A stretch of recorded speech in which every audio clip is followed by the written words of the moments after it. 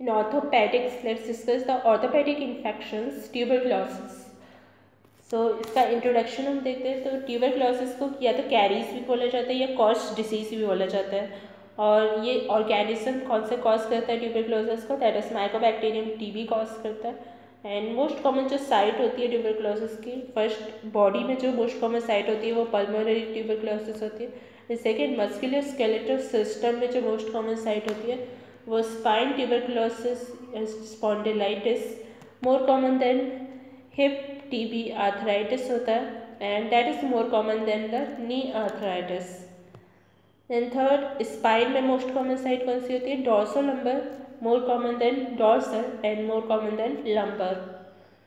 Then fourth, in children most common tuberculosis होता है cervical spine.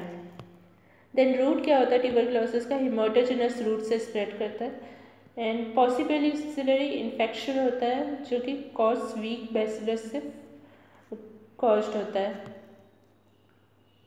Now variants क्या होते हैं इसके, फर्स्ट कैरी सिक्का होता है जो कि टीबी शोल्डर होता है, मतलब शोल्डर में होता है ये, एंड ये ड्राई होता है, नॉन एक्सीडेटिव ट्यूबरक्लोसिस होता है। सेकेंड, स्पाइन वेंटोसा होता है जो कि टीबी टेक्टाइलिटिस कॉज करता है एंड ये filling up of air appearance देता है फिंगर्स का।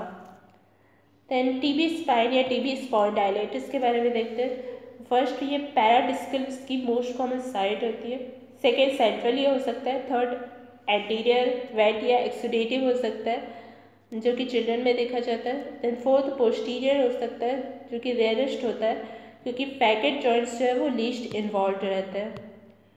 देन पैराडिस्कल कुछ इस तरीके का दिखता है, इसमें पैराडिस्कल एरियाज होते हैं एंड इंटरवर्टिब्रल डिस्क होते हैं। देन सेंट्रल वाला जो होता है ऐसा दिखता है, इसमें सेंट्रल वर्टिब्रल बॉडी अफेक्टेड होती है। देन एंटीरियर वाला एंटीरियर वर्टिब्रल बॉडी अफेक्ट करता है एंड एंटीरियर लॉन्गिट्यूडनल लिगामेंट को। देन पोस्टीरियर वाला जो होता है तो उसमें पोस्टीरियर स्पाइनल एलिमेंट्स अफेक्टेड रहता है, ऐसा दिखता है। सो पैराडिस्कल मोस्ट कॉमन होता है एंड डिस्क का एरिया अफेक्टेड रहता है एंड कंटीजियस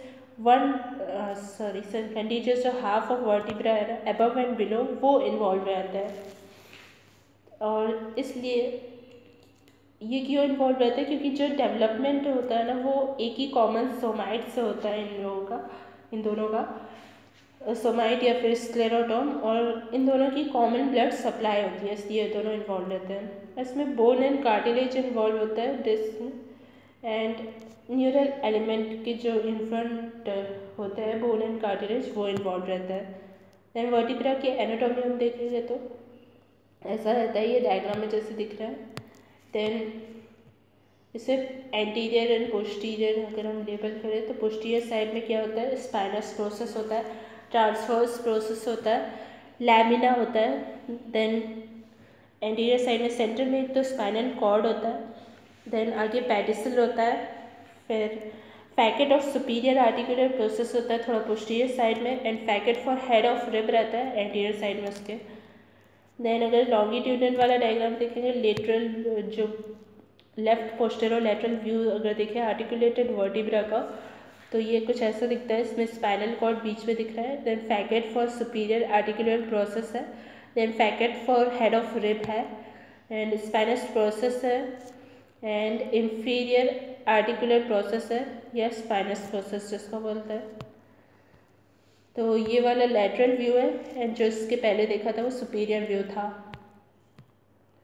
तो ट्यूबरक्लोसिस जो है वो लिमिटेड होता है बोन में अगर, तो फिर वो कहलाता है टीबी स्पॉन्डिलाइटिस या पॉट्स स्पाइन। लेकिन अगर इन्फेक्शन एक्सटेंड कर जाता है और कंप्रेस करता है स्पाइनल कॉर्ड को पीछे से तो वो न्यूरोलॉजिकल सिम्टम्स को प्रोड्यूस करता है, इसको बोलते हैं Pott's paraplegia. Then clinical features क्या होते हैं इसके ट्यूबरक्लोसिस स्पाइन स्पॉन्डिलाइटिस के, तो इसके कॉन्स्टिट्यूशनल सिम्टम्स होते हैं कुछ, जिसमें फर्स्ट है लो ग्रेड फीवर होता है, सेकंड मैलेज होता है, थर्ड नाइट पेन्स होते हैं and fourth evening rise of temperature होता है। देन लोकल फाइंडिंग्स क्या मिलती है टीबी स्पाइन में स्पॉन्डिलाइटिस में, फर्स्ट अर्लीस्ट सिम्टम जो है वो पेन मिलता है, सेकेंड अर्लीस्ट साइन जो मिलता है वो पैरास्पाइनल मसल स्पाज्म मिलता है या टेंडरनेस हो जाता है वहाँ पे, थर्ड गेट जो है वो कॉशियस गेट हो जाता है, फोर्थ मिलिट्री एटीट्यूड मिलता है 5th कोल्ड एब्सेस मिलता है। 6th डिफॉर्मिटी आ जाती है, तो वर्टिब्रल डिस्ट्रक्शन हो जाता है, उसके कारण वर्टिब्रा कोलैप्स होने लगती है, उसके कारण फिर डिफॉर्मिटी आती है।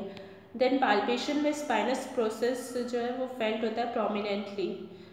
एंड नकल एक टर्म होता है, उसको किसको बोलते हैं, ये प्रोमिनेंस अगर हो जाता है वन स्पाइनस प्रोसेस का तो नकल बोलते हैं। देन सेकेंड टर्म है गिबस, तो 2 to 3 स्पाइनस प्रोसेसेस का अगर प्रोमिनेंस हो जाता है तो गिबस कहलाता है। देन थर्ड एंगुलर काइफोसिस है, तो अगर ग्रेटर देन 3 स्पाइनस प्रोसेसेस का प्रोमिनेंस हो जाता है तो वो एंगुलर काइफोसिस होता है। तो गिबस कुछ इस तरीके का दिखता है, तो 2 स्पाइनस प्रोसेसेस का इसमें वो हो गया प्रोमिनेंस। एंड कंप्रेशन फ्रैक्चर है ये एंटीरियर पार्ट ऑफ वर्टिब्रा का। देन काइफोसिस का डायग्राम है दिख रहा है, तो मोर देन 3 स्पाइनस प्रोसेसेस का प्रोमिनेंस हो गया, एंटीरियर वेजिंग ऑफ वर्टिब्रा हुआ है यहाँ पे। देन एक्सरे फाइंडिंग्स में क्या मिलता है टीबी स्पॉन्डिलाइटिस में, अर्लीस्ट एक्सरे फाइंडिंग जो है वो ट्रायड की मिलती है। 3 चीज़ें इसमें मिलती है। फर्स्ट, डिस्क स्पेस की नैरोइंग हो जाती है डिस्ट्रक्शन या डेसिकेशन ऑफ डिस्क के कारण।